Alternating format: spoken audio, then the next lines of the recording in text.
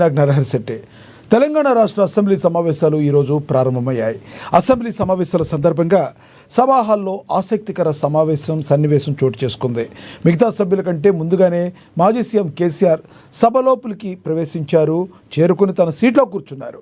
ముఖ్యమంత్రి రేవంత్ రెడ్డి సభా ప్రాంగణంలోకి రాగానే కేసీఆర్ వద్దకు వెళ్లి కరచాలనం చేశారు. అనంతరం ఇతర మంత్రులు, ఎమ్మెల్యేలు కూడా కేసీఆర్ను కలిసి షేక్ హ్యాండ్ ఇచ్చారు. అయితే కేసీఆర్కు CM Revanth Reddy shake hand ఇచ్చిన తర్వాత మంత్రులు, పలువురు కాంగ్రెస్ ఎమ్మెల్యేలు, సిపిఐ ఎమ్మెల్యే కోనంనేని సాంబశివరావు కలిసి కరచాలనం ఇచ్చారు. అలాగే నూతన ఎమ్మెల్యే నవీన్ యాదవ్ కేసీఆర్ని కలిసి ఆశీర్వాదం తీసుకున్నారు. ఇక సభ ప్రారంభమైన వెంటనే కేసీఆర్ కొద్దిసేపు మాత్రమే అసెంబ్లీ హాల్లో ఉండి అనంతరం మాజీ మంత్రి హరీష్ రావుతో కలిసి సభ నుంచి బయటకు వచ్చి నందీనగర్లోని తన నివాసానికి వెళ్ళిపోయారు. తెలంగాణ శాసనసభ సమావేశాలు వాయిదా పడ్డాయి. అసెంబ్లీ శీతాకాల సమావేశాల్లో భాగంగా ఈరోజు 10:30 తొలి రోజు శాసనసభ సమావేశాలు ప్రారంభమయ్యాయి. అనంతరం సంతాప తీర్మానం ప్రకటించిన స్పీకర్ ఈ సందర్భంగా తొంగతుర్తి సూర్యాపేట ఎమ్మెల్యేగా పనిచేసి మరణించిన మాజీ మంత్రి దామోదర్ రెడ్డి, చేవెళ్ల మాజీ ఎమ్మెల్యే కొండా లక్ష్మారెడ్డిలకు సభ్యులు సంతాపాన్ని తెలిపారు.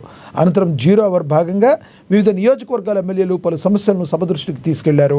కాంగ్రెస్, బీఆర్ఎస్ నేతల మధ్య 0 అవర్లో వాడివేడిగా చర్చ అయితే జరిగింది. చర్చల అనంతరం జనవరి 2కి అసెంబ్లీ స్పీకర్ గడ్డం ప్రసాద్ కుమార్ వాయిదా వేశారు. జనవరి 2 ఉదయం 10 గంటలకు సభ తిరిగి ప్రారంభమవుతుందని స్పీకర్ గడ్డం ప్రసాద్ కుమార్ తెలిపారు. మరి తర్వాత సమావేశంలో అయిన కేసీఆర్ పాల్గొంటారా? ఏ అంశాలు సభలో ప్రస్తావించే అవకాశం ఉంది? ఈ అంశం గురించి చర్చ కొనసాగిద్దాం. చర్చలో పాల్గొనేందుకు మనతో సిద్ధంగా ఉన్నారు, మనతో అందుబాటులో ఉన్నారు రాజకీయ విశ్లేషకులు, న్యాయవాది బండారు రామ్మోహన్ గారు మనతో అందుబాటులో ఉన్నారు. అదేవిధంగా రాజకీయ విశ్లేషకులు పాపిరెడ్డి గారు కూడా మనతో అందుబాటులో ఉన్నారు. ఇక కాంగ్రెస్ నేత కత్తి వెంకటస్వామి గారు కూడా మనతో జాయిన్ అవుతారు. ఇక బీఆర్ఎస్ నేత రామ్మోహన్ గారు కూడా మనతో జూమ్ కాల్లో జాయిన్ అవుతారు. ముందుగా మనం బండారు రామ్మోహన్ గారు, రాజకీయ విశ్లేషకులు, న్యాయవాది, ఆయనతో మాట్లాడదాం. రామ్మోహన్ గారు నమస్తే అండి. నమస్కారం రామ్మోహన్ గారు, ఈరోజు అసెంబ్లీ సమావేశాలు మరి సంతాప తీర్మానం అయితే ప్రకటించారు. తర్వాత 2వ తారీఖు జనవరి 2కి అయితే వాయిదా పడింది. ఇందులో ఈరోజు ప్రధానంగా చాలా రోజుల తర్వాత మరి నందీనగర్కు ఫామ్ హౌస్ నుంచి చేరుకున్న కేసీఆర్ ఈ రోజున అసెంబ్లీకి వచ్చారు. వచ్చిన వాళ్ళు మరి ఎక్కువసేపు ఉండకపోవడానికి కారణం ఏంటి? జస్ట్ సైన్ చేసి వెళ్ళిపోవడానికి కారణం ఏంటి? రేవంత్ రెడ్డి వచ్చి మరి ఆయనకి కరచాలనం చేయటాన్ని ఆహ్వానించదగ్గ విషయమా? ఎందుకంటే సభా మర్యాదపూర్వకంగా ప్రతిపక్ష నేతగా ఆయన్ని మరి మర్యాదపూర్వకంగా కలవడాన్ని ఈ మొత్తాన్ని కూడా ఎలా చూడాలి ఈ సినారియోని? అశ్వనాథ్ గారు, మీకు అట్లా పెద్ద పాపిరెడ్డి గారికి, మిత్రుడు కత్తి వెంకటస్వామి గారికి, టీఆర్ఎస్ మిత్రుడు రామ్మోహన్ గారికి, అట్లాగే అన్నాను ప్రేక్షణ నమస్కారం. నమస్తే సార్. ఆహ్వానించదగ్గది. ఎందుకంటే ముఖ్యమంత్రిని అభినందిస్తున్నాను. ఎందుకంటే తాను సభానాయకుడుగా అట్లానే ప్రతిపక్ష నాయకుడిని గౌరవించడం, ముఖ్యంగా తొలి ముఖ్యమంత్రి, తెలంగాణ తొలి ముఖ్యమంత్రి, దాంతోపాటు 9 సంవత్సరాలు పనిచేసిన ముఖ్యమంత్రి, మాజీ ముఖ్యమంత్రి కేసీఆర్ గారి దగ్గరికి వెళ్ళి మాట్లాడటం మంచిది. మొదలు నాకు చూసి నేను నమస్కారం పెట్టగానే గమనించినట్టున్నాడు. వెంటనే వెళ్ళి ఎదురు వెళ్ళడం, అట్లాగే దానికి తగ్గట్టుగానే ఇద్దరు మర్యాదస్తులు కలిస్తే 3 బాటలు అవుతాయని సామెత. లక్ష్మణ్ గారు, నేను పాపిరెడ్డి గారు, మీరు ఎదురైంది అనుకోండి, నమస్కారం పాపిరెడ్డి గారు నేను పక్క తప్పుకుంటే, నమస్కారం రామ్మోహన్ రావు గారు ఆయన పక్క తప్పుకుంటే మధ్యన బాట అట్లాగే మిగిలిపోతుంది. ఇద్దరు మర్యాదస్తులు ఎదురైనప్పుడు, ఇద్దరు కక్షదారులు ఎదురైనప్పుడు భుజాలు దాక్కుంటూ పోతారు, ఇద్దరు అడ్డం పడతారు. అందుకనే ఇది మంచి సాంప్రదాయం. ఈ సాంప్రదాయాన్ని తెరలేపిన ముఖ్యమంత్రి రేవంత్ రెడ్డి గారిని నేను అభినందిస్తున్నాను. నిజంగా చెప్పాలంటే ఒక రకంగా హుందాగా వ్యవహరించారనుకుంటున్నాను. అంతే హుందాగా కేసీఆర్ గారు కూడా వస్తున్న ముఖ్యమంత్రిని చూసి లేచి నిలబడ్డం, ఆ తర్వాత మిగతా వాళ్ళందరూ లేచి నిలబడ్డం చూశాం.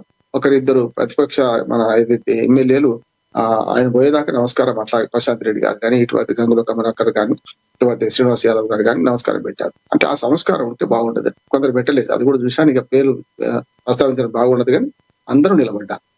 అట్లాగే ఆయన వెంట వచ్చిన ఆది శ్రీనివాస్ గారు కానీ, ఇతర వాకిట్ శ్రీ గారు కానీ, ఇతర మంత్రులు, వీళ్ళందరూ కూడా వాళ్ళు కూడా మన శ్రీధర్ బాబు గారు కానీ వెంట వచ్చిన వాళ్ళు కూడా కేసీఆర్ గారికి నమస్కారం పెట్టడం, కేసీఆర్ గారు కూడా ఆయన ఆరోగ్యాన్ని గురించి వాకప్ చేసిన ముఖ్యమంత్రిని అభినందిస్తున్నాడు. ఇంతవరకు బాగానే ఉంది. ఇది నిజంగా చెప్పాలంటే సభా మర్యాద కాపాడు, శత్రువులు కాదు కదా వీళ్ళిద్దరూ. ఒక ముఖ్యమంత్రి, సభా నాయకుడు, ఒక ప్రతిపక్ష నాయకుడు, అంతకుముందు ముఖ్యమంత్రి, వీళ్ళిద్దరు కూడా కలవడం మంచిది. నా ఉద్దేశం అంటే తెలంగాణ శాసనసభకు ఇది హుందా తరని తెచ్చిందంటున్నాడు. నిన్న మొన్న వార్తలన్నీ మర్చిపోయేటట్టు చేసింది. నిన్న మొన్న చాలా మనం మాట్లాడుకున్నాం, అవన్నీ మర్చిపోయేటట్టు చేసింది అంటున్నాడు. కానీ చివరిగా కొంత సన్నాయి నొక్కైనా సరే కొన్నిసార్లు తప్పనిసరి. ఎందుకంటే మన మాజీ ముఖ్యమంత్రి రేవంత్ రెడ్డి మన కేసీఆర్ గారు వచ్చి సభలో కూర్చున్నది మొదలు కూర్చున్నారు అందరికంటే క్రమశిక్షణ గల ఒక సభ మన ప్రతిపక్ష నాయకుడిగా. ఆ తర్వాత 3 నిమిషాల్లో పోవడం అనేది దురదృష్టం, మంచిది కాదు. వచ్చారు అంతా కలిస్తే 90 నిమిషాలు జరిగే సమావేశం అంతా కూడా 90 నిమిషాలు కాకుండా 9 నిమిషాలను ఉండి అంటున్నాడు. ఎందుకంటే ఇద్దరు మాజీ శాసనసభ్యులు మరణించిన సంతాప తీర్మానం ప్రవేశపెట్టారు. జాతీయ గీతానికి గౌరవం ఇచ్చారు, బాగానే ఉంది.